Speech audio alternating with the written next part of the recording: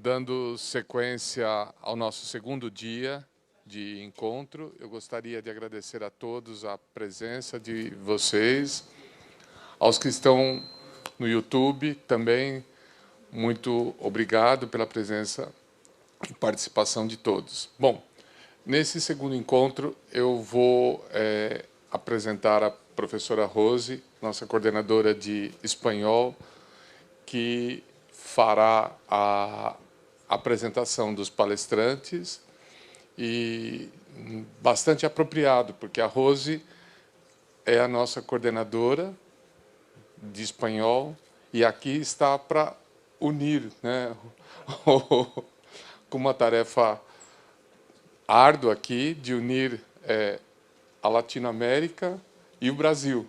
Então, Rose, passo para você aqui e obrigado a todos. Rose. Boa noite a todos. Aumentou a minha responsabilidade essa frase, porque realmente, né, é de uma magnitude realmente bastante expressiva unir a América. Claro que é um desejo, né, de todos nós, e nós que trabalhamos com espanhol há tantos anos, que nos dedicamos a trazer, né, para os nossos jovens, para as nossas crianças, a ideia de que estamos todos na América Latina, que nem sempre é algo que se discute e que muitas vezes as pessoas realmente desconsideram, né, que somos todos latinos e estamos todos na América. E os nossos vizinhos, né, falam espanhol ou castelhano, como queiram, segundo onde estén. Então, para a gente é muito importante realmente esse momento, é um momento diferente em que a gente trata de uma questão de currículo voltado para uma integração, para o sentido de uma integração latino-americana raríssimo.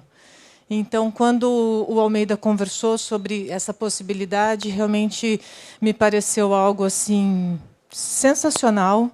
E escutar pessoas tão preparadas, que estudam, que trabalham, que se dedicam diariamente a esse assunto, realmente é um grande prazer, é uma grande honra estar aqui. Eu quero agradecer muito, né, essa oportunidade para nós aqui no colégio, que valoriza tanto o ensino do espanhol há tantos anos, né? Aqui que já temos há 28 anos o curso de espanhol no colégio, então realmente trazer pessoas para falarem especificamente disso é um momento histórico para nós.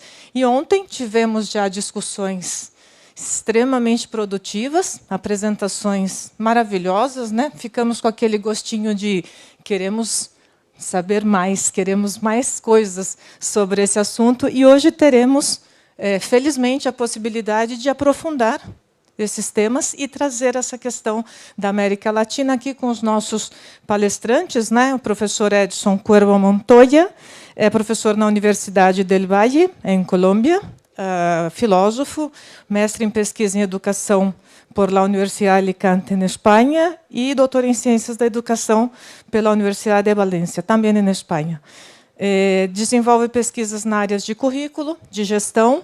Ontem trouxe uma questão muito importante e que, claro, quem não vive o cotidiano, não é, daquela situação narrada, como nós provavelmente nunca tínhamos pensado naquelas questões, mas realmente foi bastante marcante o que ele nos trouxe. Certamente hoje teremos o aprofundamento de novas questões com relação ao currículo. E o professor Dr. Fernando José de Almeida, professor titular do Programa de Pós-Graduação em Educação, Currículo, né, da PUC São Paulo.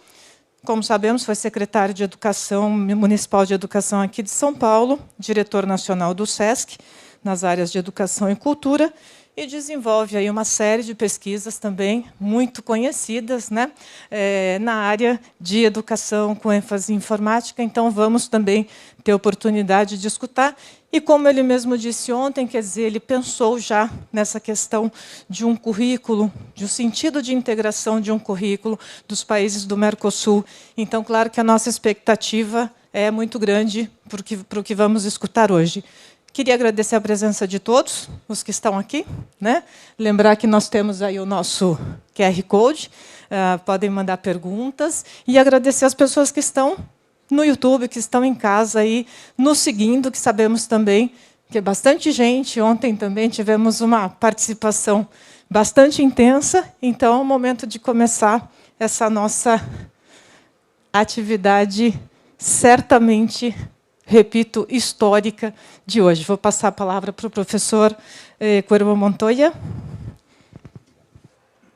Bem, novamente, para mim é muito prazeroso falar com vocês desta temática. Para mim é muito nova e é uma provocação, como fizeram com o professor Almeida ontem, professor Cristiano. Para mim foi uma provocação, o convite de falar de um sentido, os sentidos para uma integração curricular latino-americana. Isso é uma olhada de Colômbia, mas também vou pegar ideias de outras regiões também. Isto é uma apostila, uma imagem do grupo Claxo, que também tem um grupo de pesquisa em integração regional, caribenha também, que é muito importante. Novamente, fico muito agradecido com o Colégio Bandeirantes pelo convite, com os professores com quem compartilhei ontem a mesa e hoje com o professor Almeida. Sinto honrado com isso. Vou iniciar a intervenção uns 20 minutos. Professora, se é possível, me faça alguma uma sinal para eu fechar. Fala Simão Bolívar, como vocês sabem, para nós, a imagem de Simão Bolívar é muito importante. E ele fala numa de suas frases que, para nós, a pátria é a América. Essa ideia é muito bela, porque tem uma ideia inicial da integração.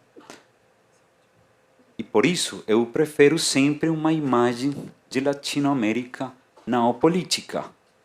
Outra imagem geográfica que é igual, que refere que as diferenças que temos são artificiais. É uma coisa que vamos fazendo com os relacionamentos políticos e econômicos também. Mas a natureza não tem limite. Algumas vezes, quando o pessoal olhava, ouvia, que agora vamos pôr uma visa para o vírus. O vírus não tem visa. Ele vai embora e chega onde tenha que chegar. O mesmo as onças, os jacarés não têm nacionalidade, é a natureza. Mas os seres humanos sim temos essa ideia de limite, de diferença.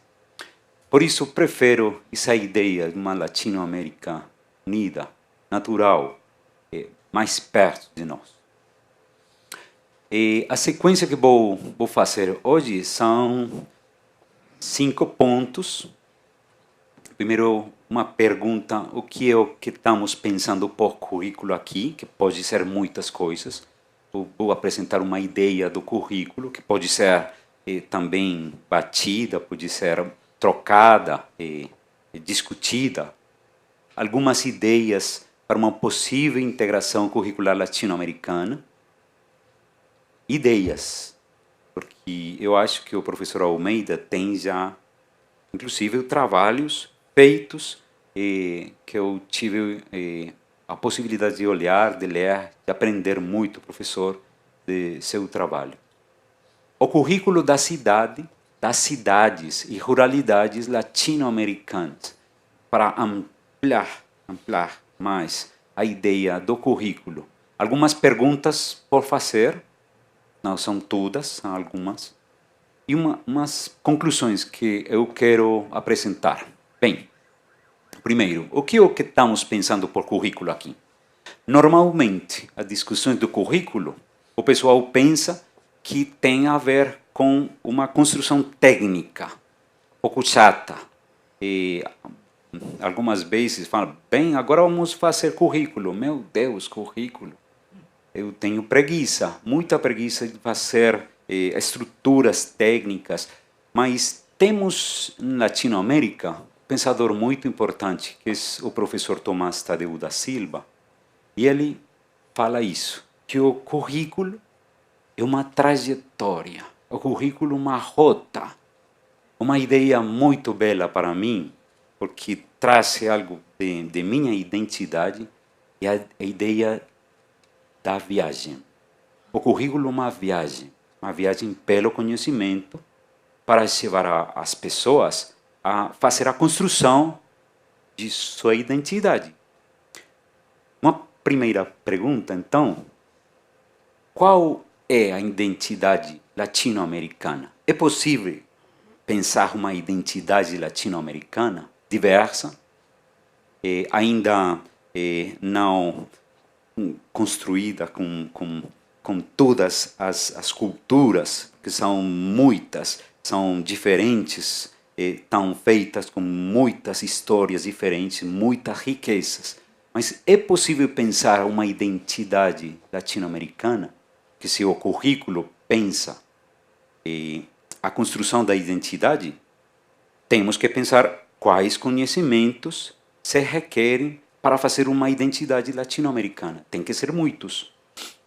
Ele também fala que o currículo é uma autobiografia, é nossa vida, nossa própria vida. Essa ideia faz uma ampliação muito importante para nós da ideia do currículo. Eu gostei muito quando eu li os trabalhos do professor Tomás Tadeu da Silva, porque para mim fiquei surpreso. Meu Deus, Latinoamérica temos umas ideias muito mais amplas do que eu aprendi em minha graduação, que os professores falaram para mim que o currículo era um construto, simplesmente ali, um pouco técnico, mas com isso uma outra ideia mais grande. E também quero trazer umas ideias muito potentes que eu aprendi desse professor, o professor Jaume, na catalão, valenciano, é Jaume Martínez Bonafé, um amigo, um cara incrível que foi meu professor de doutorado, agora é meu amigo, e ele fala num texto de 2010 que o currículo tem a ver com muita coisa. Por exemplo, é um dispositivo cultural que seleciona e ordena os saberes. Também um espaço social em conflito. É uma linguagem, é um modo de falar, com a qual se nomeia a experiência social, mas também com a qual se constrói a experiência contextual e, olha, a experiência subjetiva de cada um. Isso é muito importante, porque normalmente pensamos, a propósito da base comum curricular, que a identidade tem que virar para todo mundo igual. Mas o currículo, as maneiras de pegar os conhecimentos são diferentes, porque o ser humano é diferente. Também um discurso que relaciona práticas institucionais com linguagens atravessadas por relações de poder. Essa ideia de relação de poder é muito importante. Outras coisas que temos que apresentar aqui são algumas que para mim são muito importantes. Primeiro, temos um currículo explícito, ontem pela noite falamos disso. Explícitos são os conhecimentos que temos lá, temos uma possibilidade de conhecê-los, são evidentes. Um currículo oculto, ele fica ali, oculto, mas também está. E um currículo nulo. E que é o currículo nulo? Como é que é um currículo nulo? As produções teóricas que pesquisam o currículo nulo têm muito a ver em língua inglesa, mas em língua portuguesa, em língua espanhola, não muito. Pesquisador, o professor Eisner, fala que sua tese que nas escolas é importante o que se ensina e também o que não está. Minha tese é que as escolas não ensinam pode ser tão importante quanto o que ensinam. Eu mantenho essa posição porque a ignorância não é simplesmente um vácuo neutro. Se você não tem a possibilidade de conhecer o que está acontecendo na Colômbia, não tem ideia nenhuma da violência que eu falei ontem. Se você não sabe o que acontece com a comunidade venezuelana agora, nas ruas latino-americanas, você não tem ideia do que acontece. Se você não tem ideia do que acontece com as vidas de muitas crianças, muitos jovens, nos bairros menos favorecidos, marginalizados, não tem a possibilidade de sentir uma compreensão, uma diferença, uma relação, um cuidado por eles. E em minhas pesquisas, eu virei o currículo nulo com outra ideia que eu quero apresentar aqui. E o currículo proscrito. A palavra proscrito tem a ver com isso que está expatriado, que está fora, é perigoso. Temos um currículo perigoso? Desde 2017, 2015, 2017, estou tentando trazer para a comunidade científica na educação essa ideia do currículo proscrito. A particularidade da proscrição curricular prende-se como exercício voluntário do professor ou de algum outro agente de decisão curricular de expatriar, banir ou condenar o currículo ou uma parte dele ao silêncio. Não podemos falar disso. É perigoso. Não temos ideia disso. É o exercício voluntário de negar e anular alguns setores relevantes dos saberes. E que se proscreve? É o que eu me pergunto. Que se proscreve? Que é a proscrição? Temos conhecimentos que se proscrevem?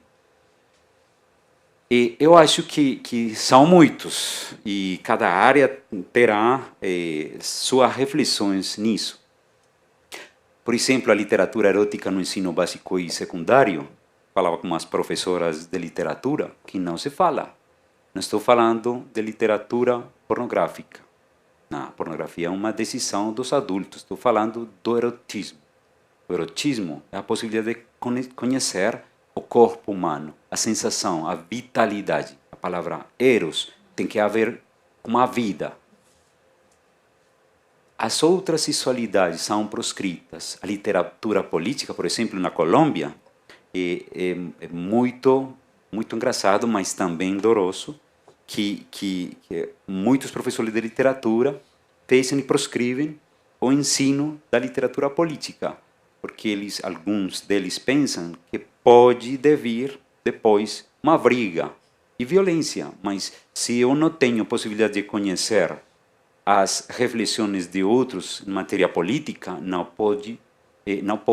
posso sentir como eles, não tenho ideia do que acontece. O preto na Colômbia, o preto no Equador, no Brasil, na Haiti, o indígena também, por exemplo, a etnomatemática, aprendi dos professores de matemática, que tem uma ideia diferente do que acontece nas comunidades indígenas. Elas pensam também matematicamente. Tem ideias, tem construções epistemológicas que vêm da matemática. A morte, como conteúdo e fato, também proscrita.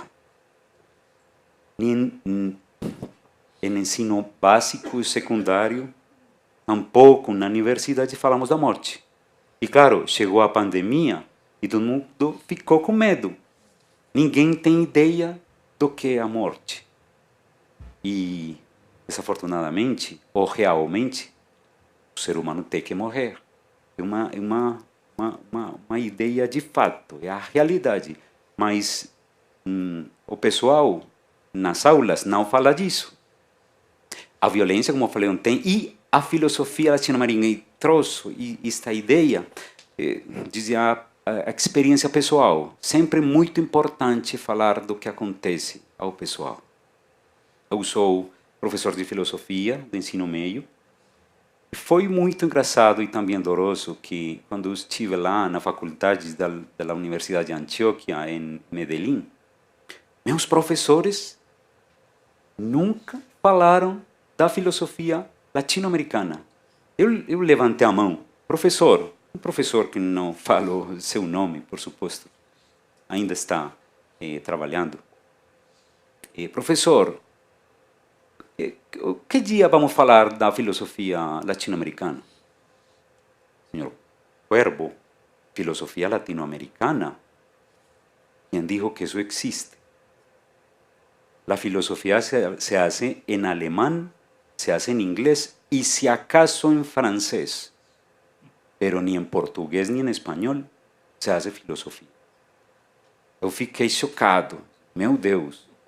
Estudantes de graduação em filosofia em Latinoamérica que não têm a possibilidade de refletir o mundo. E fechei meus estudos pós-graduais e com essa ideia que a filosofia, o pensamento não pega na Latinoamérica.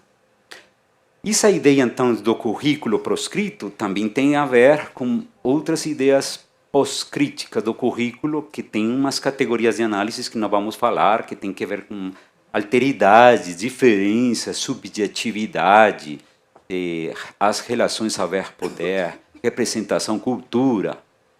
E é muito importante isto.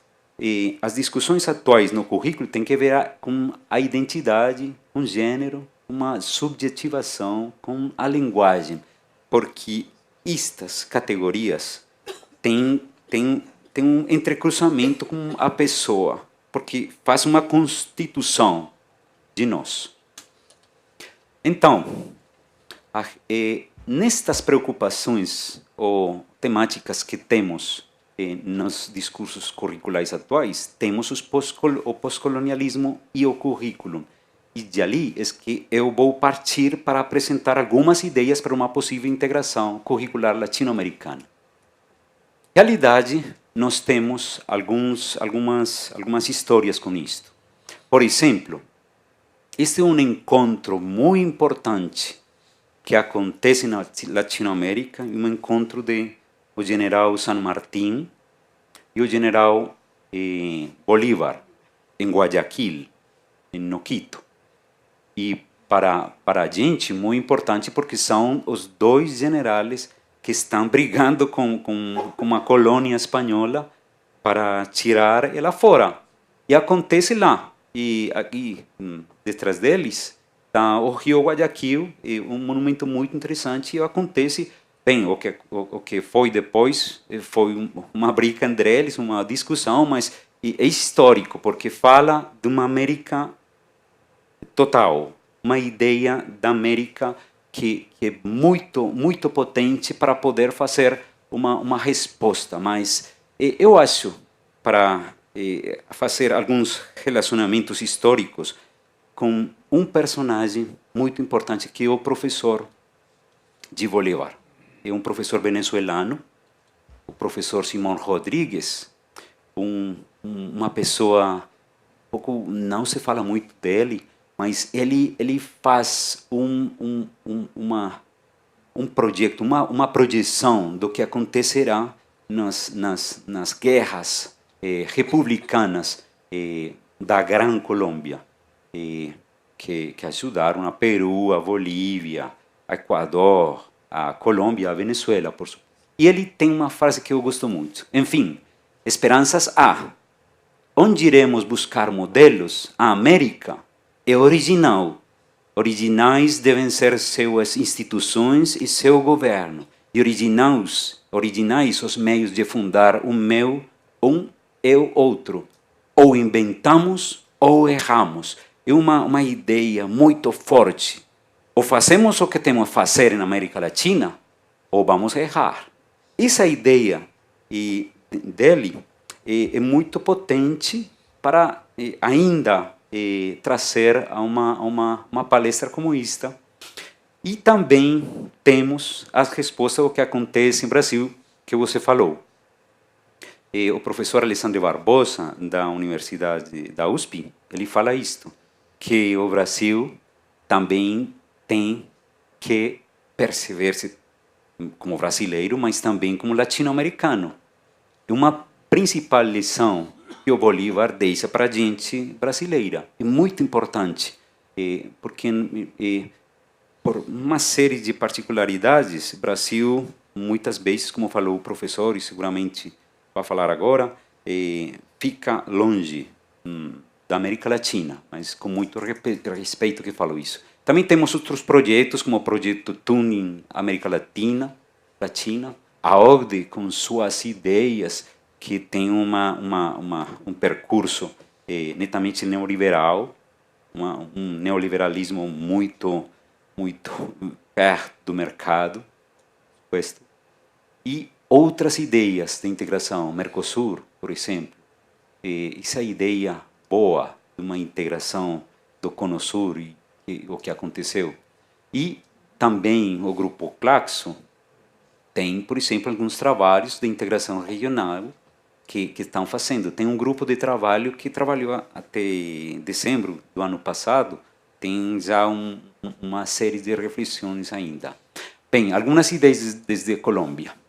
Ideias gerais como democracia, a solidariedade, a alteridade, o multiculturalismo, a interculturalidade e o humanismo são importantes para trazer a uma possibilidade de fazer uma integração curricular, mas há algumas, 2, 3 ideias que eu quero trazer, sim, muito rápido. A ideia de hospitalidade, uma ideia muito importante que vem também do grego philoxenia, que é o amor aos estranhos, amor como afeto ou bondade. O pessoal pensa que o amor é entre uma parede, ser um casal. Não, o amor é a aproximação ao outro. O diferente, alguém que eu não sei quem é, que eu amo, eu percebo como a possibilidade de ficar perto dele. O comum para a América Latina tem a ver com o meio ambiente, a violência também, a corrupção, um bem viver. Essa ideia de bem viver, que é muito quechua, é muito das comunidades incas, é muito interessante porque tem a ver uma reflexão de relacionamento com outros. Este é um livro que se publica em Morata, Reconocimiento y Bien Común en Educación, que se los recomiendo enormemente, por supuesto por el tiempo no lo puedo ampliar, que se produce allá en España, pero creo que esa idea de bien común en educación es fundamental. E se a gente pensa uma ideia, uma possibilidade de olhar a identidade latino-americana, tem a ver com a ideia de bem comum. E o cuidado de um autor que eu gosto muito, Leonardo Boff, o cuidado como uma atitude de relacionamento amoroso, suave, amigável. Esse outro que fica à frente de mim, eu tenho uma relação, e quem fica à frente de mim também é o meio ambiente. E as mascotas, como se diz em português? Sim, animais de estimação, sim, isso. Vou fechar com 2 ideias para fechar. Do professor Gimeno Sacristán. Para pensar, para olhar, uma ideia em integração curricular é voltar a uma ideia na educação muito importante, e é pensar a natureza positiva do ser humano, sempre adelante como una base fundamental para construir los procesos educativos. Si nosotros creemos en el ser humano, lo que pasa en Colombia con la extrema derecha, con la extrema izquierda, por supuesto, pienso que la educación puede mudar eso. Si nosotros desde la educación no creemos en la transformación de los seres humanos, es imposible tener un proyecto de país como el que nosotros queremos tener en Colombia. Y en Latinoamérica también. A educação melhora a sociedade se melhoram todos os indivíduos. E vou fechar com uma ideia também, que eu gosto dela para fechar. E o currículo das cidades e as ruralidades. Normalmente pensamos o currículo dentro das escolas e o professor Martínez Bonafé trouxe uma ideia de sair do currículo para fora. Quando eu estive, neste fim de semana, segui ao São Paulo, estive na Avenida Paulista. Meu Deus, é o mundo inteiro numa rua. Eu estive olhando rock, samba, sertanejo, peguei comida de toda a Latinoamérica. É uma explosão cultural, uma coisa muito linda. Claro, a cidade hoje é a possibilidade de ter uma ideia grande de América Latina. Hoje, no cardápio, ao meio-dia, trouxeram um menu latino-americano, com coisinhas de Peru, coisinhas de Bolívia, coisinhas de México. Eu, meu Deus, Latinoamérica, tenho que falar isso na noite, pela noite. Mas também não é somente a identidade das cidades que vai mudando, porque o currículo não somente acontece nas instituições, o currículo acontece nas cidades, os meios de comunicação e as reflexões que nós fazemos da cidade, das possibilidades de conhecê-la, mas também as ruralidades. Esta imagem é de uma paisagem muito linda para nós em Colômbia, que é uma zona que se chama Los Llanos Orientales. Es hermana con Venezuela. Es muy bello porque es el inicio de la Amazonía. E tem uma similitude muito grande com o Pantanal. E temos aí umas ideias das ruralidades que podem trazer um conjunto. E as perguntas deixo ali para fazer conclusões depois com vocês, simplesmente agradecer a possibilidade de falar, de pensar uma identidade latino-americana que se faz no currículo, com os temários e as problemáticas que temos na América Latina todos os problemas, porque o professor Jimeno Sacristão alguma vez falou para mim, o problema da globalização é que se globaliza o mercado, pero no se globalizan los problemas. También tendríamos que globalizar los problemas para pegar soluções para todos. Porque o que acontece lá em México está acontecendo acá, em São Paulo. O que acontece lá em Chile está acontecendo lá, em Medellín. A ideia da integração é uma ideia de reflexão ampla da América Latina, um povo que tem uma proposta grande de humanidade e de hospitalidade. Muito obrigado.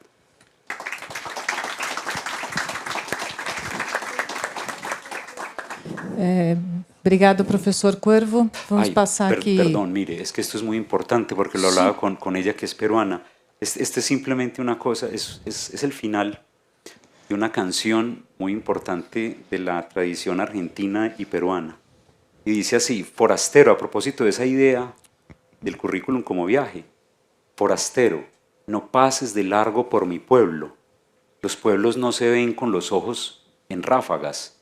Demórate en el vino, en la paz de mi gente, porque el amor del pueblo es de pocas palabras. Algún día, ya lejos, beberás por nosotros y mis pueblos dormidos llorarán por tus lágrimas.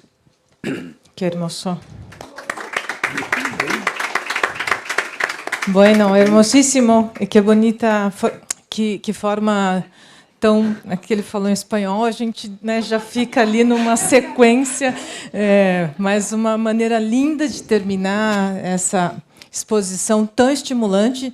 Já deixou aí algumas perguntas, já tínhamos perguntas e temos aí algumas outras perguntas que acabaram ficando aí para pensarmos. E vamos passar, então, agora para o professor Fernando e... na sequência, evidentemente, temos muitas coisas para discutir. Obrigada, professor. Então, agradeço de novo, como ontem eu já fiz, tem gente nova aqui, mas a maioria já estava ontem. Agradeço o convite do Bandeirantes, que é um colégio reconhecidíssimo na cidade de São Paulo, por sua história de competência, de rigor e, ao mesmo tempo, de sabedoria, de transformar o conhecimento em algo que as pessoas gostam. Conhecer é uma coisa boa, e eu acho que a gente aprende aqui, não é? E é um dos lugares, um dos colégios mais reconhecidos de São Paulo, e eu tenho prazer de ter sido chamado para conversar com vocês. Eu queria começar, para organizar um pouco a minha cabeça, porque a de vocês deve estar ótima. A minha está confusa por conta do jovem Cristiano ontem e desses dois aqui também ontem que bagunçaram um pouco as minhas certezas. Para facilitar, eu queria dividir o nosso problema em dois. A primeira perna do problema é o que é um currículo integrado. O que é um currículo integrador? O que é um currículo articulado? Não é? E segundo, como se faz isso? Porque é outra coisa. Eu posso fazer um projeto mais lindo e eu vou levar para quem? Eu vou pedir ao presidente da Argentina, eu vou chamar o secretário de Cultura, de Educação. Eu não tenho a quem falar, porque tem poucos organismos internacionais. Eu entrego para a OEA, não é? Que é uma coisa meio mambembe, ou eu faço o quê com um projeto que eu tenho do ponto de vista da implantação dele, que é um ato político de maior envergadura, que tem que dar dentro de um projeto mais amplo, que não só o que o Mercosul, por exemplo, quer, que é trato econômico, pactos econômicos. Eu tenho que ter um pacto cultural de América Latina para poder fazer Bom, então, é outro projeto enorme. Outro problema enorme. Por isso que eu comecei ontem a falar para vocês que nós temos que começar por onde é possível, não é? Que é começar pelo Mercosul. E não há problema nenhum de estender o Mercosul para... A Colômbia não está ainda no Mercosul, mas está na beira. Bolívia não entrou ainda, mas está na beira de entrar. A possibilidade de eu começar com um núcleo mais duro e consistente e ir agregando os outros é um processo possível do ponto de vista político-governamental, de governança vamos dizer, do continente, uma vez que não há nenhum mecanismo nosso de governabilidade de projetos grandes dessa natureza. A Unesco poderia fazer, mas a Unesco não faz, não entra em política, né? Então, pode ter a proposta a Unesco, mas não tem a operação. Bom, isso é outro problema. Ou seja, nós estamos pensando uma coisa aqui muito louca, porque é muito difícil de ser operada. É um conjunto de ideias de pessoas com boa vontade, inteligentes, mas não é uma coisa fácil. Mas nós, por isso mesmo, gostamos desse desafio. Então, eu vou começar a comparar o currículo com... Que horas, hein? Aqui, 8h48. Tem 20 minutos, né? Então, tá bom.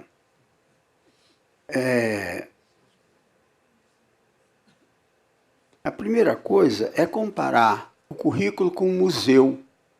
Eu ouvi uma expressão linda de um curador do Museu do Ipiranga, que dizia assim, o museu não é para ensinar história, é para mostrar que a história é controversa, que a história não é única, que a história deve ser criticada, que os olhares sobre a história são múltiplos, não tem que ensinar.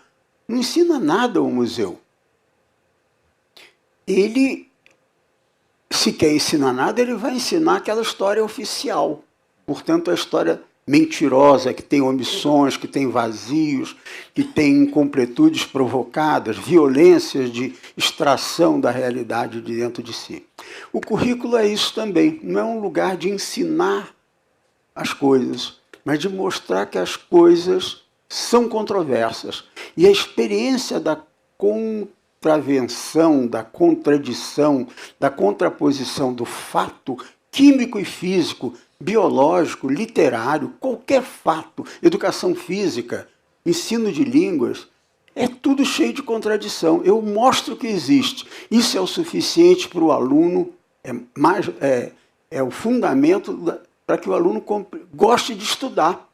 Porque ele vai estudar a contradição, ele vai estudar a crítica, ele vai estudar o ainda não, o que foi esquecido. Ele vai entender, portanto, por exemplo, a física. Hoje estávamos conversando ali. A física tem vários, tem a física newtoniana e a física quântica, e a física do caos. E aí, então não ensino física?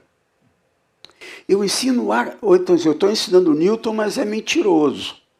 Depois vocês vão ver que não tem nada que ver física, e tem que ver com o outro. Mas o que tem a ver é a contradição, são as visões opostas da própria realidade. Então, essa é a primeira coisa. O currículo é um pouco como um museu. E segunda coisa que nós temos que fazer é assim, o que nós queremos fazer com essa articulação. E eu vou começar a falar o que eu não tinha planejado, porque eles mudam tudo, muda a minha cabeça, que uma coisa fundamental na nossa perspectiva é discutir o que é o conhecimento escolar. Não é o mesmo que o conhecimento. Eu não ensino para o aluno física, eu ensino a física escolarizada. Isso não é ruim, isso não é virar as costas para a realidade. Isso é levar a vida já para dentro da escola. Portanto, aí eu estou brigando com ele ali. A foto é irritante, porque ela é verdadeira, porque ela esconde uma coisa que é importante na escola, que é o seguinte: pergunta às crianças se eles não viveram, não estão vivendo a vida enquanto estão aqui nas 5 horas de trabalho. Se você disser, não, a vida mesmo, cara, está lá fora, aqui vocês estão fazendo outra coisa, você vai dizer, não, eu estou vivendo, estou brigando com o meu colega, estou sendo desprezado pelo outro, estou aprendendo uma coisa que eu não sabia, estou achando engraçada a piada, estou vendo o ridículo da roupa do professor. Ele está vivendo a vida, nós que dizemos que ele entra na escola e não vive. Então, a primeira coisa é a gente exigir menos do que é a educação escolar. Exigir menos não quer dizer que pouco profundo, mas não colocar na escola tarefas que ela não pode ter. O que é o conhecimento escolar de física? O que é o conhecimento escolar de espanhol? O que é o conhecimento escolar de geografia? A moça que estava ontem lá, estava aqui. Então, isso é uma sabedoria. Se a gente não fizer essa circunscrição, a gente perde o bonde, se sobrecarrega de algumas coisas e deixa de fazer o que pode. O que significa ensinar disjunto adnominal? É fundamental. Agora, como que eu ensino? Como ele dizia aqui nos vídeos passados, o que eu falo da sexualidade, do erótico, na literatura? Eu falo na literatura do erótico, eu não dou uma aula sobre o erótico.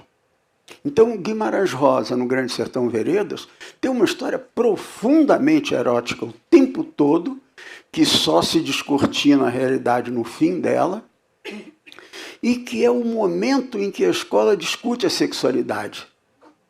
É lendo Guimarães Rosa, não é fazendo uma aula sobre, porque nenhum de nós é especializado em erotismo aqui. Nós somos eróticos todos, não é? Mas não, se me dizer fale sobre erotismo, eu já fico com um problema. Não é? Explique o que é erotismo para mim. Eu não sei. Agora, eu posso ser erótico e pode compreender os erotismos que passam na nossa área do conhecimento. Se eu sou filósofo, eu vou falar sobre o eros filosófico, como ele fala. Se eu sou da literatura, eu vou falar da eroticidade naquelas obras. Então, o educador, ele é profundamente centrado naquilo que a escola lhe permite. E só. Quando ele vai fazer mais, ele faz mal feito. Quando ele faz menos, querendo fazer mais, faz mal feito. Mas eu posso fazer muito bem uma coisa que só isso. Eu digo, mas é o que eu posso. Está dentro do meu instrumento, está no horário de trabalho. Eu avalio se ele compreendeu a relação entre Diadorim e Reobaldo. Eu não estou querendo saber se ele gosta da homossexualidade. Eu quero saber o que ele entendeu da trama feita pelo Guimarães Rosa para manter durante 420 páginas um suspense sobre por que aquele macho apaixonado por outro. O que é aquilo? Bom, é aí. Senão eu entro muito nesse campo e escapo do trabalho. Eu, como só tem mais 20 minutos, eu vou voltar agora ao... Tá bom? Você me controla, hein? Se eu passar dos 20 minutos, você me controla. A outra questão profundamente relevante nessa conversa é o conceito do que é a latino-americanidade. Sem isso eu não construo o currículo. A base de um currículo é o projeto de nação. É o projeto de nação que diz o que eu vou ensinar para que essa nação se constitua. Quem são as pessoas que eu quero que morem nessa nação e usem dessa nação, trabalhem nessa nação e constituam essa nação? Segunda dimensão do currículo. Quem é esse ser humano que vai habitar? Qual é a sociedade desejável para que essas pessoas convivam? E aí veio uma camada de constituintes curriculares que, se a gente não tiver claro, é difícil fazer. Eu não consigo, não é o que eu vou ensinar de matemática e de português, mas que nação eu quero. A Europa fez uma coisa que nós estamos querendo fazer, que é a unidade latino-americana, fez a comunidade europeia. Qual foi a primeira coisa que a comunidade europeia fez? Antes de criar o euro, fez o Tratado de Bolonha, que definia um currículo unificado para toda a Europa. Foi antes do ano 2000, 1999, quando o euro foi criado. Já tinha um projeto currículo, porque o currículo é o que integra as nações, com produções, metodologias, titulações, competências nas várias áreas sociais, políticas, econômicas, etc. Nós teríamos que fazer primeiro um currículo latino-americano. Mas a Europa estava desenhando, junto com o currículo. Não, não tem fio aqui não, né? Então dá para eu apanhar. Antes do currículo europeu, eles criaram o que eles queriam como esse conjunto de nações. Qual era a história deles? Quais eram as produções culturais deles? Quais eram os desejos, né, vindo de uma Europa recém, vamos dizer, unificada, ou ao contrário, fragmentada, com a queda do Muro de Berlim, gerou um novo conceito de Europa. Nós precisamos disso. Ter isso para ter um currículo, para ter uma moeda, para ter a placa dos carros. A primeira coisa que fizeram aqui foi a placa. Então tem uma placa latino-americana que não representa nada, para não dizer outra coisa. Então nós temos pequenas inversões metodológicas com relação ao conceito de unificação de países, mas isso passa. Então eu queria trazer outra coisa. Agora vou mudar de assunto um pouquinho, mas volto logo nesses 20 minutos que me faltam. Então, brevemente é o seguinte: nós tivemos uma pandemia. Essa pandemia fez com que, no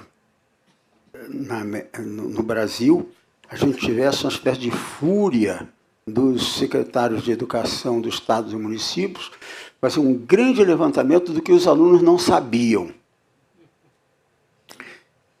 E, claro, é facílimo, é o tal currículo do nada. Eu não consigo provar o currículo do nada, porque eu digo, você não aprendeu? Eu não aprendi. Então, você fez o currículo. Então, bom, eu fiz a brincadeirinha e perdi o raciocínio. Mas o raciocínio é o seguinte: o que os dirigentes estavam querendo saber, e nós gostamos, a Folha de São Paulo, o Estadão, disse assim, vazio na educação, apagão na educação. Os garotos durante 3 anos não aprenderam nada, não sabem mais nada. O índice de matemática baixou, de português baixou, etc. Nenhum dirigente chegou a perguntar o que os nossos jovens alunos aprenderam durante a pandemia. E foi muito mais coisa do que os adjuntos adnominais que aprenderiam. Foi muito mais coisa. Agora, o levantamento dessa massa cognitiva produzida, porque essas crianças viram parentes morrer, viram a doença de perto, começaram a entender o que era uma vacina, o que é uma estatística de morte, começaram a perceber o que significa o mundo do trabalho e a dificuldade de gerar dinheiro, o que é o empréstimo bancário que o pai vai fazer na véspera da eleição, na Caixa Econômica com aquele negócio lá. Então, Os alunos aprenderam muito com seus pais e ensinaram muito a seus pais. Eu fiz uma proposta para o secretário de Educação dessa cidade e para a secretária de Educação de Porto Alegre, de que eles fizessem um grande levantamento do que os alunos aprenderam. Mas não José, Pedro e Joãozinho, mas fazer o que houve de aprendizagem coletiva. Aí eu tive um ataque de Paulo Freire, não é? Que é partir do que eu sei para o que eu preciso vir a saber. E não começar do que ele não sabe adjunta não, então eu vou ensinar. Enquanto não souber a regra de 3, eu não ensino logaritmo. Porque está certo. Né? E química é pura regra de 3. Tem professor de química aqui? Não. Graças a Deus. Ah, é? Estou provocando. Aí, se o professor, que não é ele, não é o Almeida, jamais faria uma coisa dessa. Se assim, enquanto não souber a regra de 3, não pode aprender reação química. E é verdade. Mas é burra essa posição. Porque eu posso aprender regra de 3 a partir da compreensão de uma reação química de dupla troca, sei lá de quê. Então, voltando agora, eu quero voltar para a América Latina. Vim para São Paulo, vim para a nossa realidade, para dizer o seguinte: eu teria que fazer um grande levantamento envolvendo as universidades, Fundação Carlos Chagas, 6 Gran Rios, conjunto de colégios, montar e fazer um levantamento do que o aluno, os 5 milhões de alunos que nós temos em São Paulo, do ensino básico, nós temos 5 milhões aqui. O que esses garotos aprenderam no meio da dificuldade da favela? Vamos conversar com ele e construir o currículo a partir disso. Construir o currículo a partir do que eles sabem. Ponto.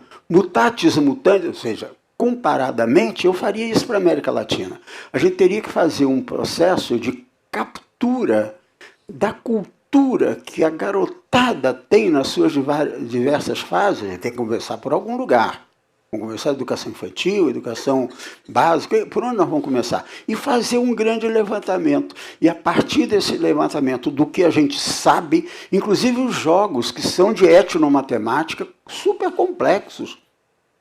Mas não são os jogos do videogame. Tem nada que ver com o jogo de videogame. Jogo de pedra, no chão, com um buraco na terra. Eu trabalhei 7 anos em Moçambique, formando doutores em educação e currículo lá para Moçambique, recém-saída da guerra, e via isso. Como é que o que eles sabiam era riquíssimo. Então, eu orientei um doutorado, acho que eu contei para você, um doutorado em Química lá, e era saber local. Tudo a gente fez a opção de partir do que eles sabiam para construir os elementos. Na Química, o meu orientando, Gerry Zebedias, ele escolheu a cachaça. Deu uma cachaça lá ótima, muito boa, e ele partiu da cachaça, era o que ele podia. Não é? E era uma coisa que tinha um símbolo para a região muito poderoso. Por causa das constituições, dos alambiques, da distribuição, da venda, do controle dos problemas de bebida em exagero, etc. E eu vou acabar já. Faltam 15 minutos, mas já vou acabando. 5. Nossa, não tem tanta ideia assim, não. Mais 5 minutos. Bom, para dizer o seguinte, posto que a gente tem que ter um projeto de unidade de vida para uma nova região, reorganizar, em vez de estados e nações, ter programas e projetos regionais, criar uma região. Eu partindo daqui, o que eu quero com a Europa, sabia muito bem. A Europa estava numa briga enorme para ver quem que era hegemônico com relação aos Estados Unidos na produção de ciência. E ciência da informática, e se ferrou. Hoje a ciência da informática está na China. Mas ela fez um projeto pensando isso e outras coisas. Assim como os militares, pessoal, tinham um projeto claríssimo para a nossa nação. O golpe de 64, ele permitiu que, via Escola Superior de Guerra, se criasse um projeto de nação. Eu posso discordar dele, mas tinha. Agora, Bolsonaro não tinha nada. Não precisa de nada. Tanto é que agora que ele está lá, ele não consegue voltar. Porque ele nem sabe o que é o Brasil. Não tinha projeto para o Brasil. E então o que a gente tem que pensar assim, qual é o projeto para esta região? Qual é o projeto do ser humano? E aí entra todas as questões de igualdade e justiça. E para terminar, eu vou usar uma que era coisa que eu tinha preparado para começar, mas eles me mudam um pouco a cabeça. O currículo como alteridade. Currículo é o lugar do diferente, não é o lugar do mesmo, não é de contar a história de novo. É o lugar em que eu aprendo a admirar o que não sou eu. O que não é só meu pai e minha mãe, que são maravilhosos. Meu pai e minha mãe são maravilhosos, mortos já há muito tempo, mas uma gracinha. Eu tenderia a ficar com meu pai e com minha mãe o tempo todo, na casa deles. E minha irmã, maravilhosa, também está lá. Mas é pouco, é muito pouco. O igual não me faz Fernando. O que me fez Fernando foi a convivência com os diferentes.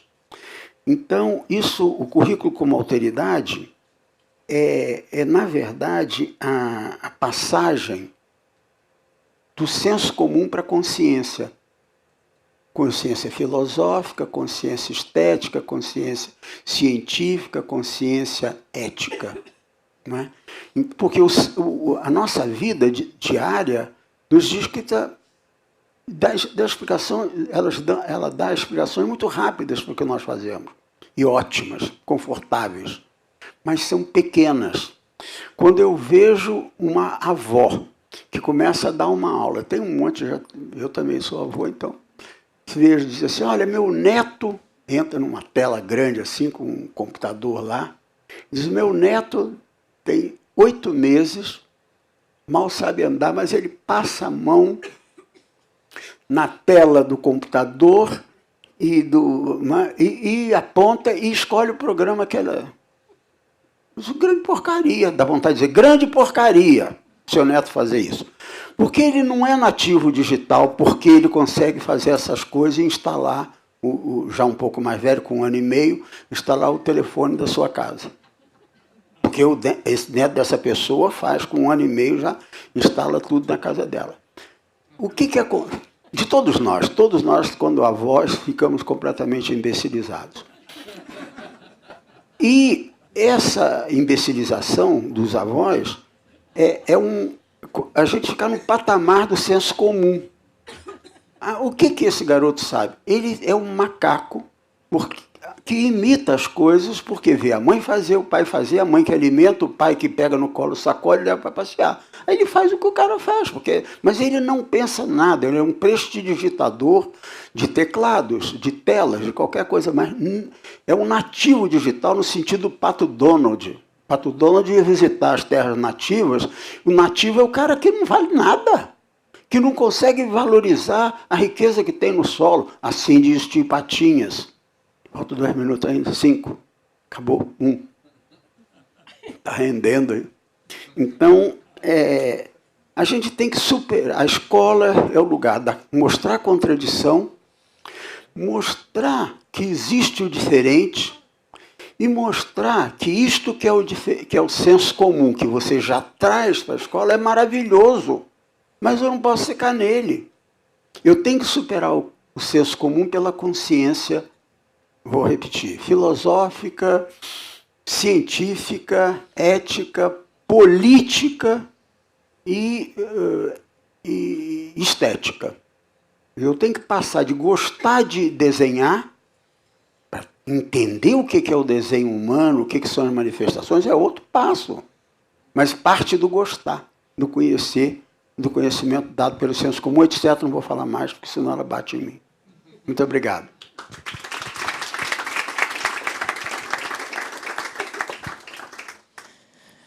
Bom, realmente não havia dúvida de que seria algo muito complexo, né? Pensar em um currículo latino-americano, numa integração.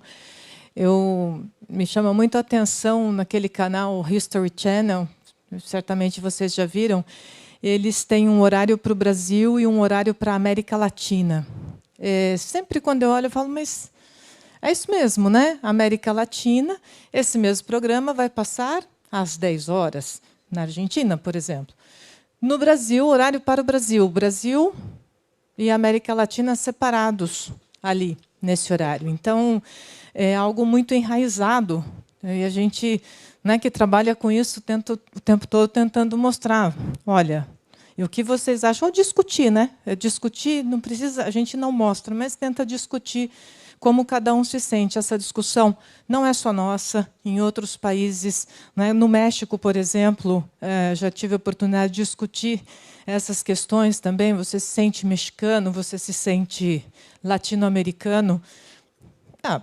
As duas coisas, uma só não. Latino-americano tem gente que se espanta, e isso ocorre não apenas conosco. Então, é uma questão muito ampla e claro, é uma questão essencial, né, para que a gente possa começar a discutir um currículo, uma unidade, né, como o professor Fernando lembrou aqui, quer dizer, antes de ter uma moeda, temos que ter uma série de coisas, como foi feito na Europa, um quadro europeu de referência para as línguas, né, que usamos aqui também, que se estendeu, enfim, é um documento anterior à unificação, muito pensado por diferentes países.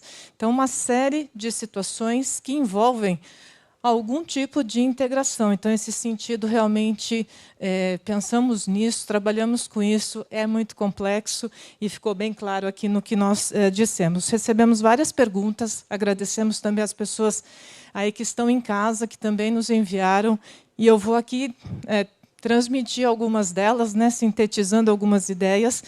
E a primeira é justamente, né, para os dois professores, se uma integração latino-americana passaria, inicialmente, pelo Brasil se reconhecer, pelos brasileiros, não o Brasil, pelos brasileiros se reconhecerem latino-americanos. Então, vou passar aqui essa pergunta para os nossos convidados.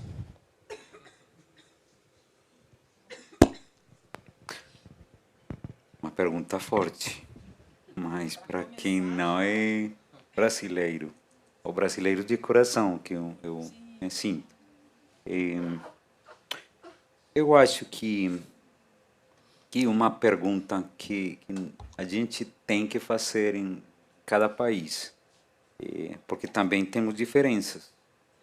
Eu venho de uma região lá na Colômbia, em Medellín, que se sente, muitas pessoas sentem que não é Colômbia, por exemplo. E foi também um projeto de Pablo Escobar fazer um estado federal lá na Colômbia, se chamava Estado Federal de Antioquia. Uma coisa muito louca. Mas hoje temos pessoas que pensam nisso. Pensam a separação. Pensam dividir as ideias do pessoal. Eu acho que as brigas que temos nas regiões são normais, mas não conheço literalmente o que acontece em Brasil. Eu acho que pensar, se sentir latino-americano, tem a ver uma ideia que tem que circular desde, não somente professor Fernando, de um projeto geral político, sino também projeto micropolítico.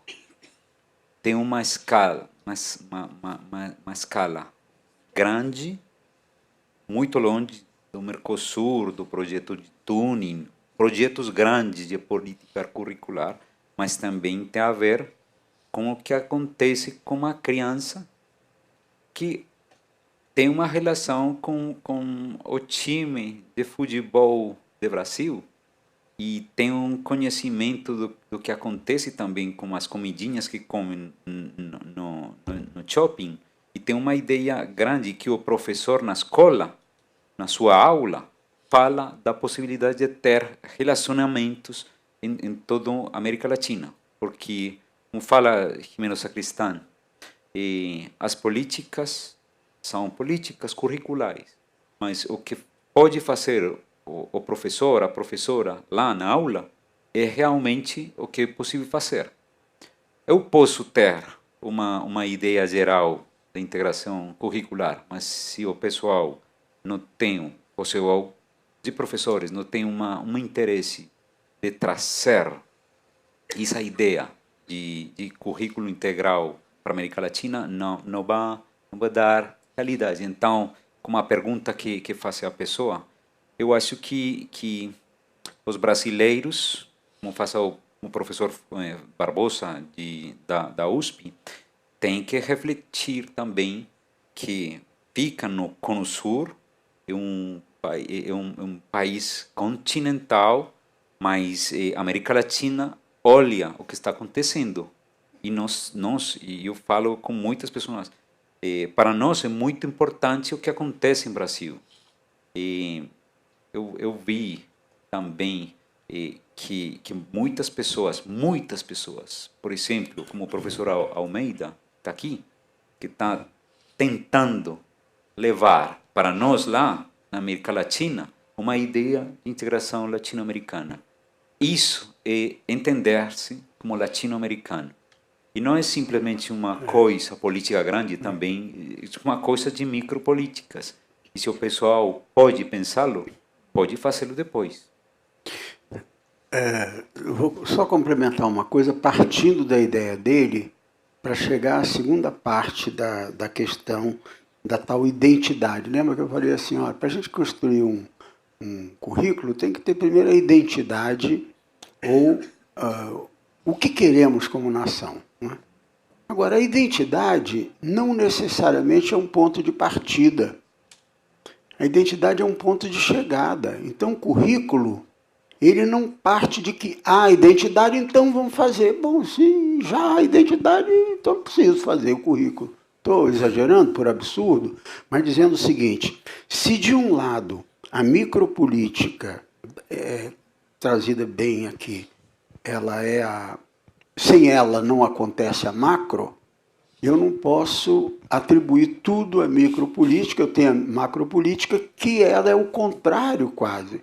Ela é ponto de chegada da gente chegar daqui a 100 anos e dizer, somos uma região unida com identidades culturais, com diferenças culturais, principalmente a identidade, já que se faz por diferença, também a capacidade de incorporação da riqueza do que não sou eu. Não é? Do que não é a própria Latinoamérica. Porque no momento que eu tiver um conceito mais maduro de Latinoamérica, eu seguramente vou ter o conceito da região sul, do hemisfério sul. E vou me sentir identificado com Angola, com a Guiné-Bissau, com Lesoto e etc. E vou pensar no hemisfério sul também como uma região de humanização. É bravo. Essa questão da identidade, né? E estávamos falando das diferenças. Então, coincide aqui com uma outra pergunta também que as pessoas que estão nos acompanhando fizeram, que é relacionada ao seu slide, professor Cuervo. É exatamente a pergunta do slide. Possível integração curricular latino-americana também facilitaria o reconhecimento das diferenças e o cuidado delas, quer dizer, e aí neste caso, né, seguindo o que estava sendo discutido, de repente se criar uma identidade, né, porque criar identidade e desconsiderando as diferenças, então a sua ideia aí, se pudesse aprofundar um pouquinho, porque era uma das suas questões que, claro, ali no momento não foi possível aprofundar, né? Sim. Essa pergunta também é muito importante, porque eu acho a ideia de democracia de Rousseau muito interessante. Rousseau fala que a democracia é a soma das pequenas diferenças. A democracia não é uma coisa geral das maiorias, é outra ideia, outro jeito com a construção da política. Com essa ideia de Rousseau, acho que se pode pensar a diferença. Pensar a identidade latino-americana, que é muito particular, é uma identidade muito ampla, é grande, uma identidade que sabe que temos comunidades de muitas práticas culturais, religiosas, políticas, que tem a ver com os povos indígenas, como o povo afro, também com um povo que fica historicamente perto da pobreza, por exemplo. O professor Miguel Gonçalves Arroyo, da Universidade de Minas Gerais, ele fala como o currículo tem que se repolitizar pelas comunidades pobres, mas não uma pobreza como carência, uma pobreza como possibilidade de viver com dignidade também na pobreza. E é uma ideia muito forte porque a América Latina tem múltiplas possibilidades de pensar e de dar soluções às problemáticas. Então, precisamente, eu acho que uma pergunta um pouco retórica, que sim, acho afirmativamente uma identidade latino-americana é uma identidade que não está procurando afastar as diferenças, está procurando reconhecê-las, está procurando ser, como fala Rousseau, uma suma das pequenas vontades.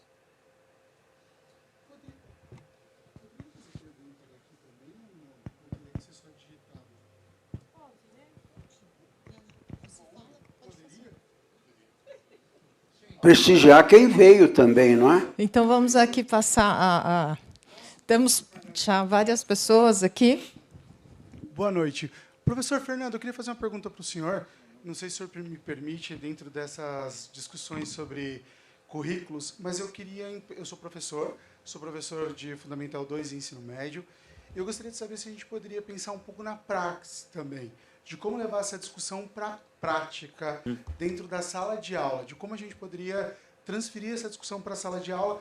E eu gostaria de saber se um projeto também que eu desenvolvo ou se caminha para ser alteridade cultural.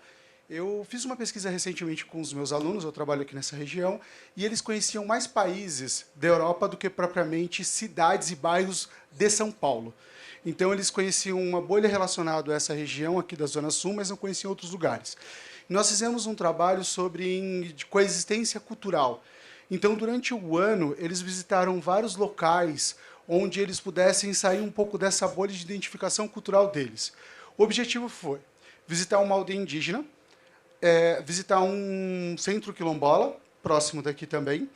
Nós fizemos um projeto social de desenvolvimento, principalmente numa instituição chamada Casa 1, onde recebe adolescentes que foram expulsos de casa. E eles fecham esse projeto com uma visita a um dia que a gente fala sobre coexistência religiosa, onde eles visitam vários espaços religiosos diferentes em São Paulo. Então, eles visitam desde um terreiro de candomblé, a um espaço budista, a uma sinagoga, a uma mesquita. E dentro desse processo que o professor disse, que eu acho extremamente interessante, que me chamou muita atenção e me emocionou, que o que fez o professor Fernando foi justamente a ideia do reconhecimento com o outro. Essa é a minha luta dentro da sala de aula, de tentar identificar o indivíduo a partir dessas diferenças com o outro. Seria essa a praxis também? Essa seria a busca do currículo, esse reconhecimento do indivíduo, retirar dessa possibilidade de recursos financeiros, e de bom que eles têm, mas também levar para um mundo talvez que seja distante deles, dentro da perspectiva sócio-histórica, cultural deles? Não está funcionando. Não tá. Eu vou ter que responder, então. Então, como é seu nome? Meu nome é Leonardo. Então, o que a gente está fazendo aqui no momento em que a escola, do tamanho que tem, do número de alunos que tem, do número de horas que a gente trabalha, para fazer esse encontro aqui, é uma coisa muito pequena, mas é densa, é isso que você está dizendo. Mas é teórico, é abstrato. Né? Então, como é que eu levo isto para o número de alunos, vezes o número de horas, vezes o número de séries, vezes o número de anos que esse colégio já frequentou, e das crianças que estão entrando agora vão ficar 13, 14 anos aqui. Eu fiz um cálculo outro dia, discutindo sobre a qualidade da educação não formal. O Vinícius está acompanhando isso, que ele é meu aluno lá na PUC, faz o doutorado lá comigo. E a ideia é a seguinte: a educação não formal é bacana, porque ela é ágil, os alunos estão mobilizados, não tem esse negócio de escola chata, fazendo. Só que os cursos não formais são de 80 horas, 160 horas, 222 horas. Nós ficamos com os alunos 14.400 horas durante a escolarização deles. O que eu faço com criança, adolescente, que começou pequenininho, etc. Entrou com testosterona, saiu, ganhou barba, criou pelo na perna, namorou. O que eu faço durante 14.400 horas? Então, onde eu quero chegar? Quero dizer, Leonardo, que o trabalho de assentamento dessas ideias na prática é que a Ana Cíntia saiu daqui, né, já. Mas é problema seu. Desculpe dizer com essa rudeza, entendeu? Quer dizer, é problema seu e da sua coordenação pedagógica, e dos seus colegas de turma, e da direção da escola. Mas é você que puxa o fio da meada. É você que faz detonar diz assim, olha, puxei o fio da meada. E você sai correndo, todo mundo sai junto com você. Você já puxei o fio da explosão. Então, acho que foi uma coisa, agora, eu achei que foi uma crítica dela a mim, porque ela foi minha aluna muitos anos, 1912, mais ou menos, lá na PUC, quando ela entrou na graduação. Ela disse que um dia eu cheguei para ela, olha que cara de pau, cheguei para ela e ela deu um texto difícil sobre fenomenologia, e ela disse, Fernando, estou lendo isso aqui, não consigo entender nada. Não consigo entender, Fernando, o que eu faço? Ele continua lendo. Ou seja, um mau professor. Eu fui um mau professor. Mas para dizer o seguinte, isso tudo para dizer que os alunos lembram das coisas que nós falamos e cada professor, naquele seu plano de trabalho de 20 semanas durante o ano, é ali que a gente puxa o pino da granada. E aí, quando a gente puxa o pino da granada, você tem que chamar o colega que é professor de matemática, com de história, com de química, com a orientadora pedagógica, pedir para sair com a turma, pedir dinheiro para alugar o ônibus e ir atrás. Nós que temos que fazer.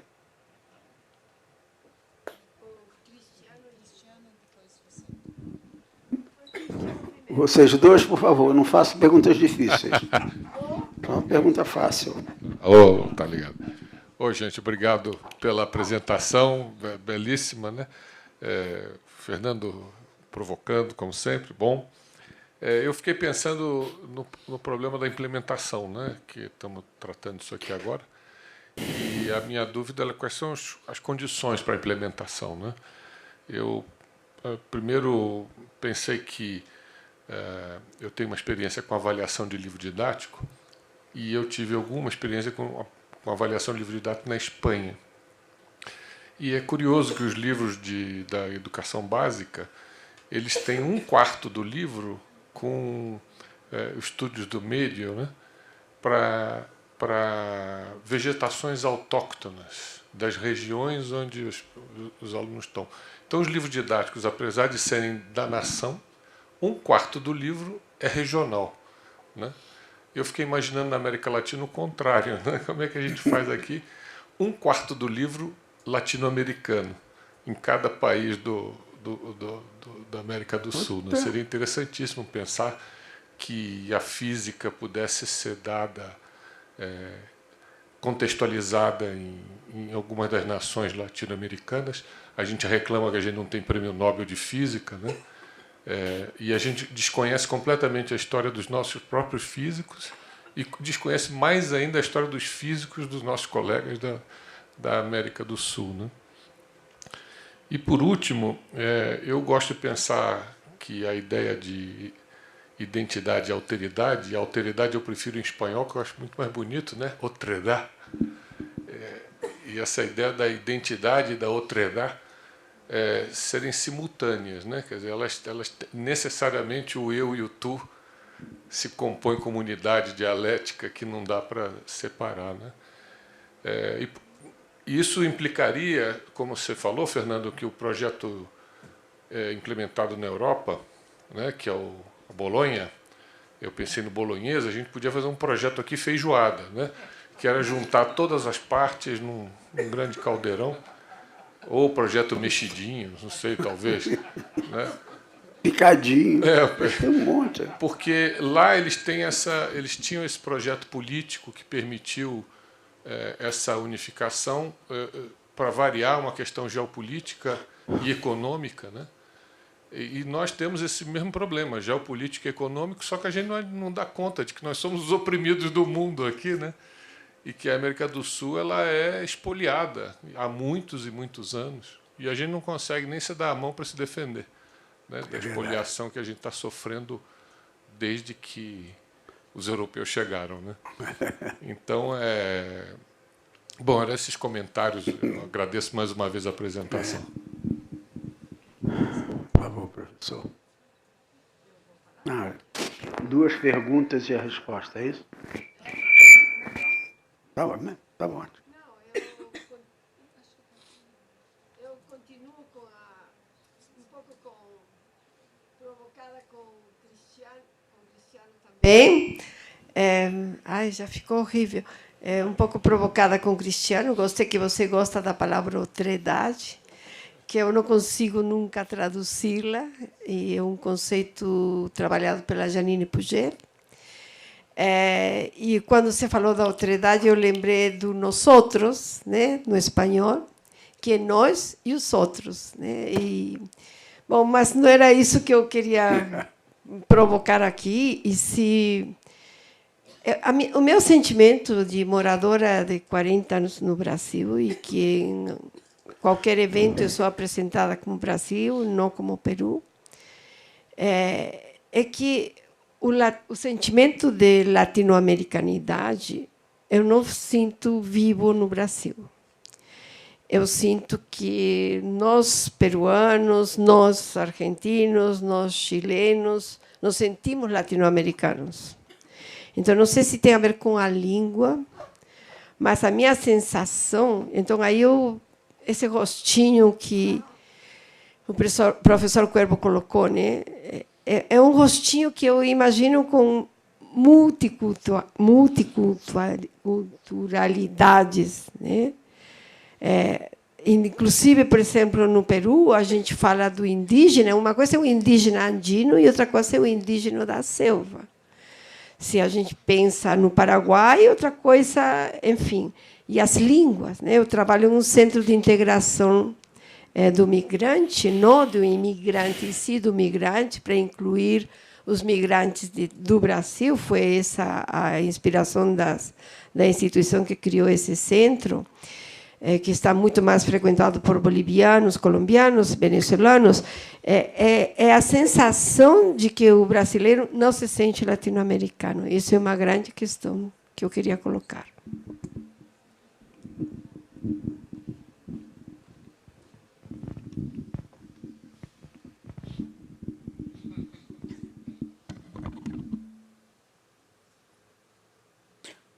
Bem, mas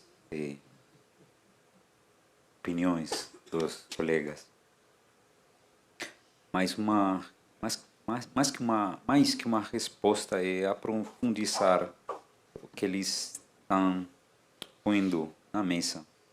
E acho que eu quero voltar à ideia do currículo que se faz da riba para baixo e a baixo para arriba. Que normalmente umas pessoas têm as ideias, professor Cristiano, que o currículo tem a ver com o que acontece nas políticas gerais. Isso é muito importante. Eu não estou falando que não. Você ontem fiz uma apresentação super ótima de como o currículo complexo vai baixando hasta a aula. Mas Posner, curricularista muito importante, fala que esse jeito de fazer o currículo de arriba para baixo não é a única maneira de fazer currículo. Também temos os professores que fazem currículo. E normalmente, quando pensamos no sentido da praxis e a prática curricular, temos uma ideia, também tem a ver com a história do currículo, que é um conceito anglo-saxão, muito prático, põe os pés na terra. Bem, que tenho que fazer? Que uma intervenção do professor antes. Bem, muito bem, na prática, o que vamos fazer? O que faço na prática? Tudo que vocês estão falando está bem, eu estou de acordo com isso, mas a segunda-feira que vou fazer com meus alunos? Então, por isso, eu acho que também é possível falar com os professores para dar um jeito na aula, não somente esperando que tenha umas políticas que vão dar uma facilidade para isso. Isso acontece, por exemplo, em minhas aulas, por exemplo, para apresentar as filósofas mulheres. Quando minha formação em filosofia, não falaram muito das mulheres que fazem filosofia. E se eu tenho um olhar da proposta geral, da apresentação, da participação das mulheres na filosofia, não vou ter muita informação disso, mas minha proposta política, minha intencionalidade política na aula é falar das filósofas, Hannah Arendt, Adela Cortina e muitas mulheres que fazem parte da construção da filosofia no mundo, na história da filosofia. Isso é uma intenção do professor, uma intenção da aula. E depois também isso vai virar uma reflexão com os professores de filosofia, que depois vão pegar uma necessidade ao ministério lá, o que acontece na Colômbia, para tentar mudar, trocar as políticas que depois vai fazer um reconhecimento nacional e internacional da participação da mulher na filosofia. É isso. Eu posso ficar de maneira chata se o currículo não permite, porque essa ideia, o currículo não permite fazer nada. Se o currículo não permite fazer nada, se você não quer fazê-lo, mas também pode dar um jeito. Eu sei que não é fácil. Não é fácil. Mas a possibilidade e a intencionalidade política pode fazê-lo. Com meus estudantes, por exemplo, agora, lá na Universidade del Valle, eu falei a semana passada, bem, vou a semana que vem para o Brasil, para São Paulo.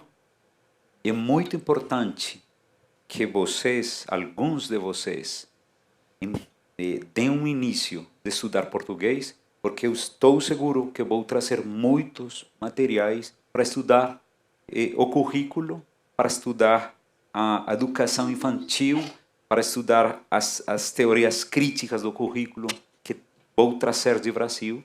E 4 estudantes falaram comigo: professor, então vou pedir uma matrícula no ensino inicial de português. Isso é a intencionalidade dos professores, e que posso fazer na aula normalmente. Isso é a intenção.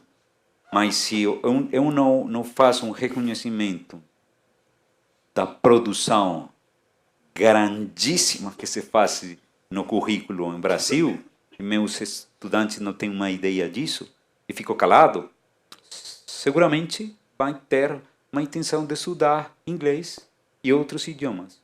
Eu sempre tinha uma briga com meus professores de inglês, que eu sempre pergunto para eles, professor, por que os exemplos na ensinança de inglês são em New York, em Califórnia e em Miami?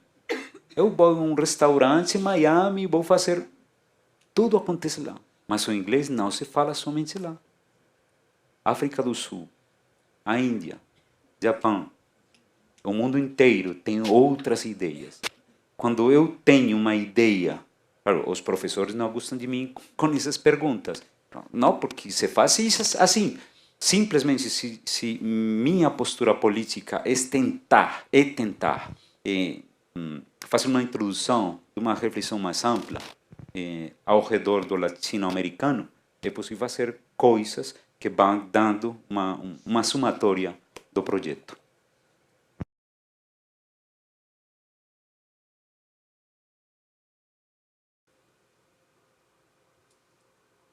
Bom, eu vou começar para responder a questão do Cristiano, dizendo o seguinte: aquele exemplo que você deu na sua tela última aqui, praticamente, que termina com aquela onda enorme da guerra, e lá na ponta pareceu né, depois que saí daqui, a teoria lá da asa da borboleta, que é capaz de mexer. Bom, quando você dizia a guerra ameaçando e ele lavando a mão com álcool, eu achei aquilo tão lindo, porque aquilo é de uma relevância que é no sentido contrário daquilo que a gente tem visto. A escola foi um apagão, não aconteceu nada. A escola, as crianças iam para lá, ficavam pouco tempo, voltavam antes do horário, não tinha computador para trabalhar em casa, as crianças de Paraisópolis, etc, etc. E eu li um relatório da Unesco enorme sobre o total do trabalho das escolas durante a pandemia, e fiquei muito chateado, muito triste, porque até a Unesco, que tem um olhar um pouco diferente da OCDE, desse produtivismo, a Unesco ninguém fez pesquisa nisso. A Unesco tinha a obrigação de fazer, para ver não o que os alunos aprenderam, aquela minha proposta é pedagógica. Tinha que ver o que os alunos de pequenininhos iam para a escola pública da cidade de São Paulo, do estado de São Paulo, e tinha um tapete que ele tinha que limpar o pé. Tinha que limpar a mão, não podia falar muito perto, usava máscara, se tossisse, punha a mão aqui, lavava também entre os dedos. Isto foi um fenômeno civilizatório e antropológico da maior relevância. Eu garanto que esses milhões de crianças, a cidade de São Paulo tem 1,5 milhão crianças na fase de educação infantil. Esse 1 milhão de crianças voltou para suas casas e diziam: papai, não fala alto assim, não fala na minha frente assim, põe a mão na boca se você não lavou a mão com gel. E isto deve ter diminuído um número de mortalidade enorme na cidade de São Paulo, graças àquelas informações que a minha professora contou que não pode, tem que pôr a mão na frente da boca, tem que usar máscara, limpa seu pé, troca a roupa que vem Então, esse fenômeno de intimidade que a escola produz e não é avaliado em nada, que não é o currículo. O currículo é também o oculto. O currículo oculto é maravilhoso, porque muitas das coisas que a gente faz ocultamente são as coisas que de verdade a gente sente, respeito ao aluno, compreensão da dificuldade que o garoto passou. Isso tudo é currículo oculto, que é o modo de compreender o outro. Então, voltando à sua pergunta, eu queria dizer o seguinte. Me lembrou outra coisa a sua pergunta também. Fala-se muito de cidade educadora, né? Obrigado.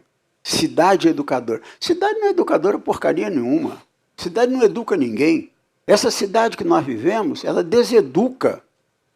Ela deseduca. Sujeira na rua, pobre maltratado, criança pedindo esmola no sinal, o muro pichado, isso é deseducador. É deseducador. Aí minha pergunta é, então quem educa a cidade educadora? Esta é a pergunta que nós temos que fazer. Ela não nasce educada. A cidade é um território de disputa, como dizia o Arroio. Assim como o currículo dizia o Arroio, na verdade, a cidade é um território de disputa. Especulação imobiliária, violência, tudo está no meio da cidade. Para transformá-la em educadora, nós, escola, temos que ajudar. E o trabalho que aconteceu durante a pandemia foi a defesa da vida que a escola entrou durante os 3 anos que ela ficou diminuída na sua produção. Ela defendeu a vida, e foi ontem vocês dois trataram com muita precisão. Essa defesa que a vida fez da sociedade, essa defesa que a escola fez da vida é curricular, é fruto da delicadeza das situações trazidas pelas professoras, pelos funcionários que limpam a toda hora a coisa, pelo porteiro que recebia as crianças e dizia, enxuga a mão, lava a coisa, usa o gel. Então, isso tem que ser olhado, essa função civilizacional da escola, tem que ser olhada como, não como um subproduto desimportante da escola, mas como a essência. É dali que eu valorizo a história, a psicologia, a química, a biologia, é do respeito à vida que as crianças aprendem conosco, com as professoras, com os funcionários que trabalham na limpeza, etc. Então, eu não respondi nada do que você perguntou, mas, de alguma forma, quero dizer... tem uma coisa para te responder, sim. Como é que... A operação... Você está lá adiante, no 3º capítulo já. Mas é o seguinte, como é que se implantaria um sistema dele? Por exemplo, você trouxe da Espanha os livros didáticos que começam a trazer uma parte de respeito, de valorização daquilo que é o todo. Né? Como que eu estou no todo. As diferenças estão no todo. Talvez para nós tenhamos um ganho sobre a Espanha se a gente começar daqui a alguns anos. A gente pode usar essa porcaria do ChatGPT para fazer integração latino-americana, mas não a partir deles, porque eles vão dizer não sei o quê. Nós teríamos que ter acesso e possibilidade financiada por esses grandes grupos econômicos de fazer esses processos de integração para reduzir a pobreza, para reduzir a violência, para reduzir a desigualdade social, o preconceito, a violência contra a mulher. Isso teria que ser objeto do ChatGPT, entendeu? Teria que ser objeto. Só que o objeto não é assim, eu fazer minha postagem. Assim como os caras inventam rapidamente um sistema de aluguel de casas na Europa, e todos usamos, ou podemos usar o Airbnb, eu teria que ter, por isso que eu uso muito essa expressão, ele não aguenta, o Vinícius não me aguenta mais ouvir falar, é assim, não o que a tecnologia pode fazer por nós, mas o que a educação pode fazer pelas tecnologias. É isso. É lançar essas questões que foram trazidas aqui ontem e a gente usar a tecnologia para fazer essa transformação. E ela se submeter ao nosso uso. E não a gente ficar perguntando como é que eu vou usar o chat. Todo mundo aqui está desesperado para entrar. Eu entrei de noite, vou vendo o que é. Mas é horrível. Eu estou a serviço dele. Eu estou gerando, cada vez que... Aqui acho que todo mundo já deve ter entrado. A gente gerou dados de graça para eles de uma maneira muito eficaz. Inocentemente eficaz. Mas entramos. Então, a ideia é reverter esse negócio. Bom, gente, temos tempo para mais uma pergunta. Eu tenho aqui algumas perguntas, algumas mais específicas, e aí depois vou até encaminhar os professores. Se ninguém aqui dos presentes tiver essa pergunta, eu faço uma pergunta.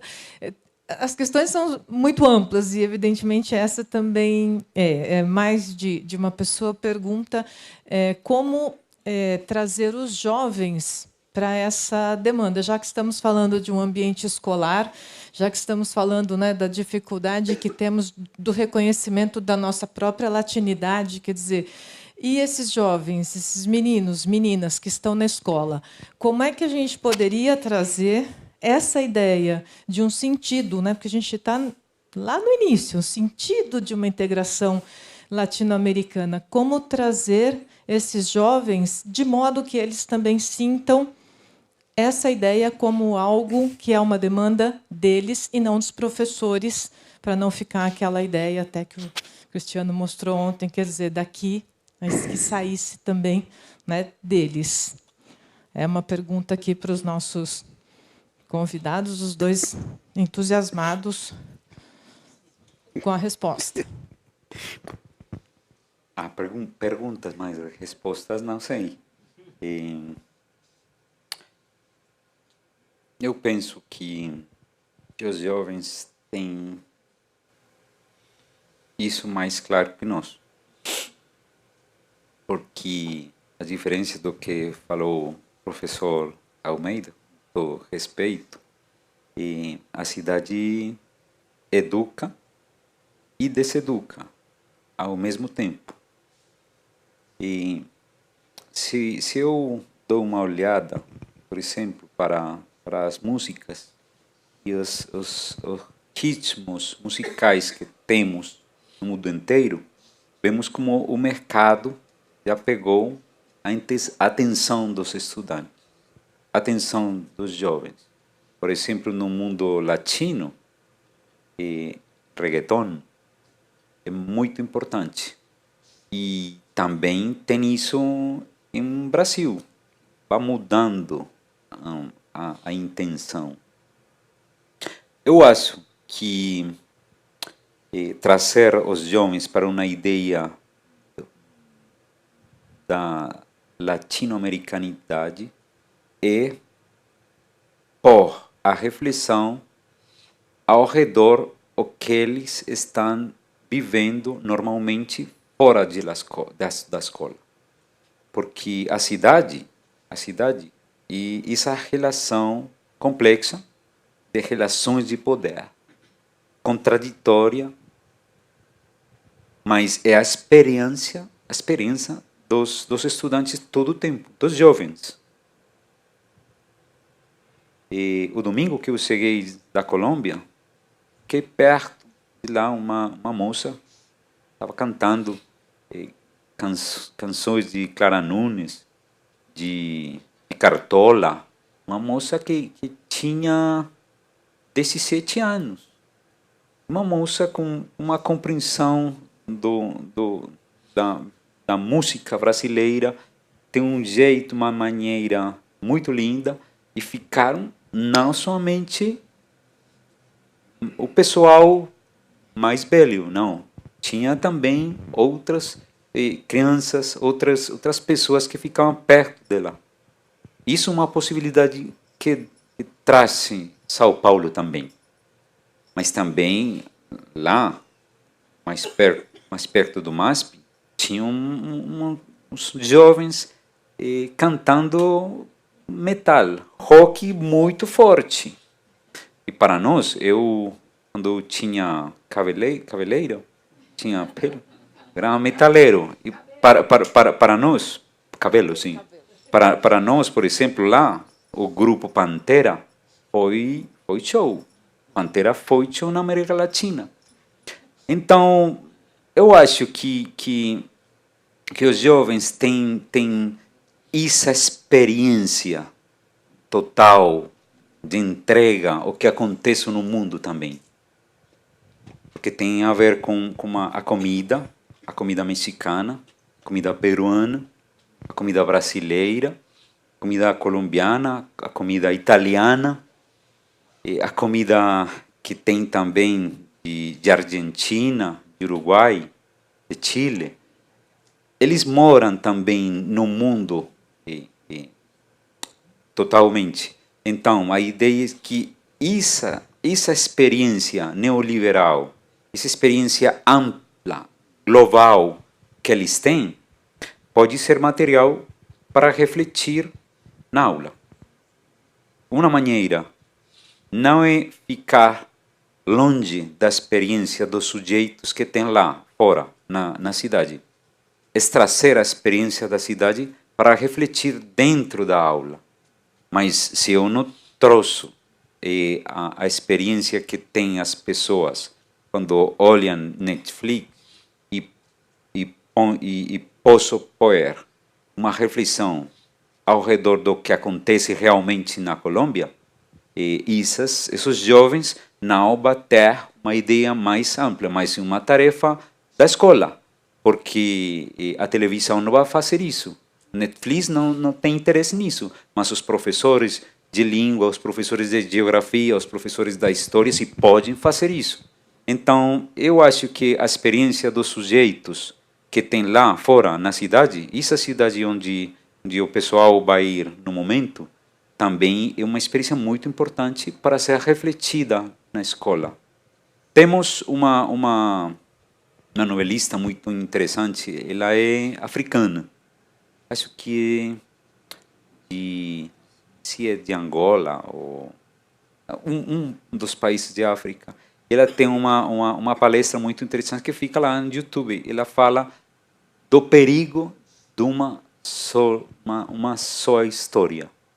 Se eu tenho uma só história da Colômbia, é muito perigoso. Se eu tenho uma só história do rock, tem uma só história do hip hop, tem uma só história da samba, tem uma só história do futebol, de futebol que tem aqui em Brasil. É muito perigoso porque não tem uma reflexão ampla. Eu acho que a experiência dos sujeitos pode ser refletida na escola. Isso.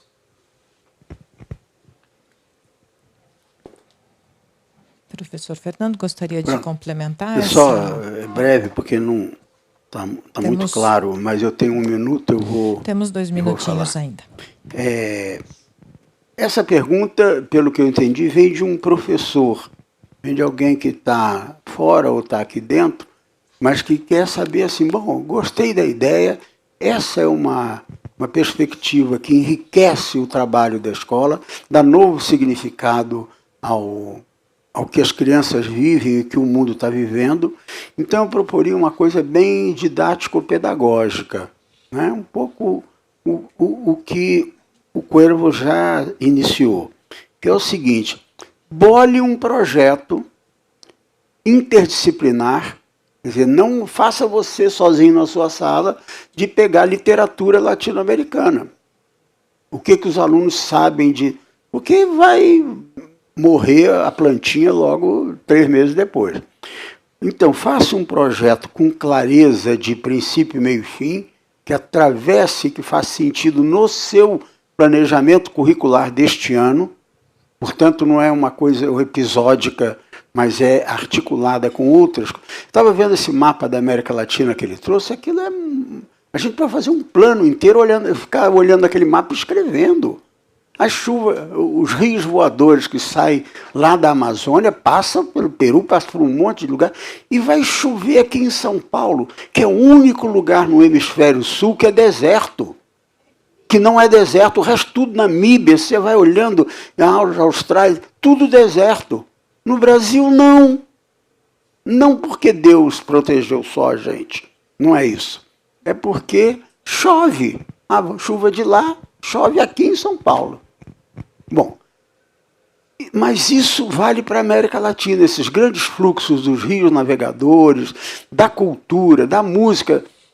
Música popular da Argentina teve uma importância enorme durante uns 8, 10 anos no Brasil, há pouco tempo atrás, agora diminui um pouco. A filmografia argentina é maravilhosa, o resto a gente quase não conhece. Agora, faça um levantamento a partir de um projeto intencional e transdisciplinar que leve ao levantamento do que os alunos sabem da América Latina. Na área da cultura, na área da ciência, da tecnologia, na área dos recursos naturais, e problematize isso junto com a professora de geografia, junto com o professor de filosofia, que pode trazer um filósofo, como ele dizia, uma filósofa mulher da América Latina, né? Então, articule um projeto, pelo amor de Deus, porque tem saída, dá para a gente fazer coisa bem feita. E, às vezes, um pequeno encontro como esse daqui, ele gera esse tipo de bola de neve que pode ter consequências muito interessantes daqui a 100 anos. Como eu não estou com... Claro, claro. Eu fico pensando... Só um minutinho, professora. Eu fico bastante pensando, né? Eu tenho colegas na Espanha, porque faço parte de uma organização internacional, que me escreveram lá da Espanha para falar sobre o conflito no Peru, que está desde janeiro. E aqui no Brasil, no Peru, pensam que eu tenho notícias do Peru.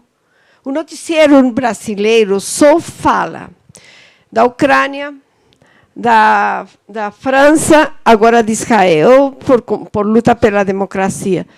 Que brasileiro sabe que tem 60 mortos peruanos nesse conflito, depois do autogolpe, ou do golpe, enfim, que teve no Peru? Que brasileiro sabe, além do narcotraficante mais importante, de que conflito armado se vive na Colômbia? Nós temos o professor que já foi embora, o Leonardo, ele falava assim que os alunos sabem da Europa, mas não sabem nada de Latinoamérica.